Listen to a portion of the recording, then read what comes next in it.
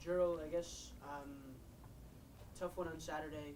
The second half, it got away, but we'll start with your thought process on that second half, and then even your chance that you had to potentially equalize it right after. Yeah, I think it was a hard one, especially the second half.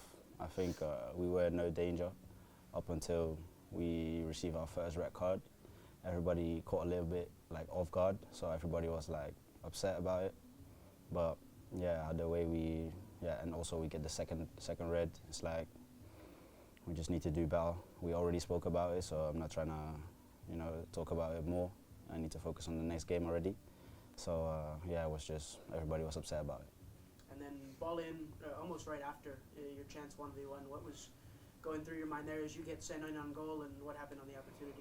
Yeah, I think at that moment everything went fast, and yeah, I wanted to shoot it far post actually, but I hit it a little bit different, so went another way. But I think keeper also like makes a great save, so I think he got save of the week with that now. But yeah, I just needed to score that, and I know that, so we will do better next game. As far as the injuries are concerned, a lot of the club or the team missed that game in Monterey. But as a player heading into that game, knowing you're a little bit down on the players, how do you prepare for that? And obviously it's maybe another game, right? But how do you prepare knowing that you're maybe going to be missing a few of the guys? Yeah, we were from the start. We were already like, okay, we're like 9, 10 men down almost. So everybody needs to prepare at their best. If you need extra, you do extra. If you need the help of the physios or whatever, you need to be honest to yourself too, and you need to listen to your body. And yeah, at that moment we were just like, okay, we don't have everybody. We know that, so we should give a little bit more, because yeah, it's also like a big experience for the academy kids. I'm happy for them, all the guys that made their debut, and yeah, now they got a little bit of taste of it, what men's football's like, and yeah, we need to grow from there. Seems like the same mistakes kind of plagued the team a little bit. Early goals, set piece goals.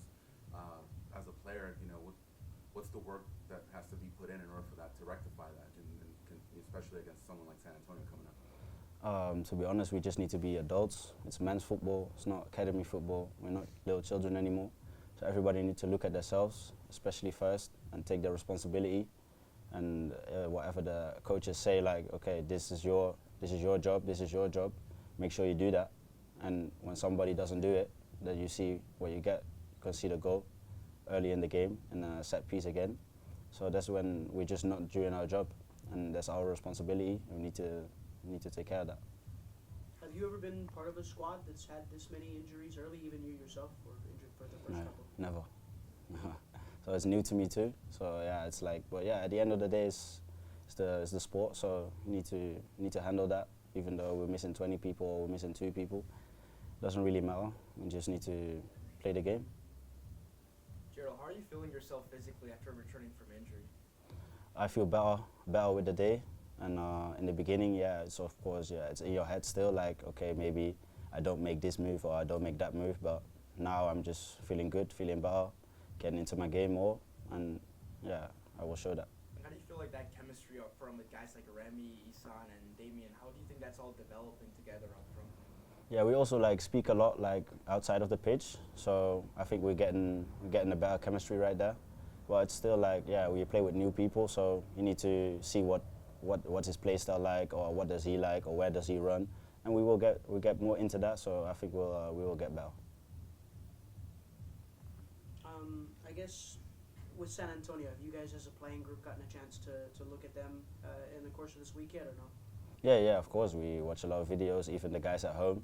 We watch highlights from their games, or we ask for videos from our direct opponents or from their game, and we just watch it individually, and then we watch it together too, and then we just talk about it.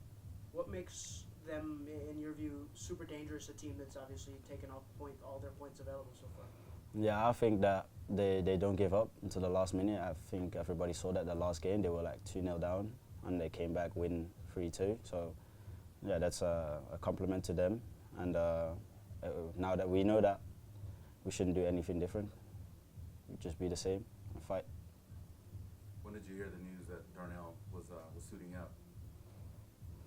I think one day before, because everybody was like joking about it, but I didn't really thought it was that serious. But at the end when you see like, okay, we have a lot of injuries, and we did need him because he came on and he did his job. So yeah, it's major respect to him because he didn't play in a long time, but he's still fit and yeah, not like exactly game fit, and he knows that, but he was fit enough to play and to help us at that moment, and he did. So I'm happy with that. That's a possibility for us.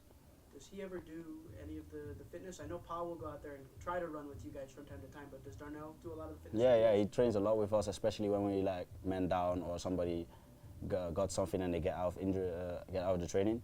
Then Darnell just fills the gap, and he does that well. So there's no problems with that.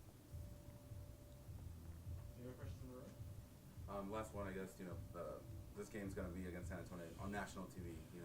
Pa said that you guys will take it as another game, but is it any special to you just knowing it's going to be in a national audience across the country? To be honest, for me, no, because like back in the days when I was playing at other clubs, they also do that. It's not like extra pressure or nothing. It's just like play because the national TV, they're watching on TV. They're not in the stadium. So if they're like 100,000 people at the side of the pitch, it might be different. But at this time, just another game. What's the biggest crowd that you've played in front of? In terms of what do you think? I think when I was playing in Azerbaijan, we had a Conference League game. Like in Europe, we played. What was it? In Serbia, I think, away. Yeah, that was different because they're also like intense and just shouting at you, and you hear the noise, like you can't hear your teammates. So that was nice. And for me, it's like I don't even see it as pressure. It's just like that's where you want to play at the end. So it just gas me up.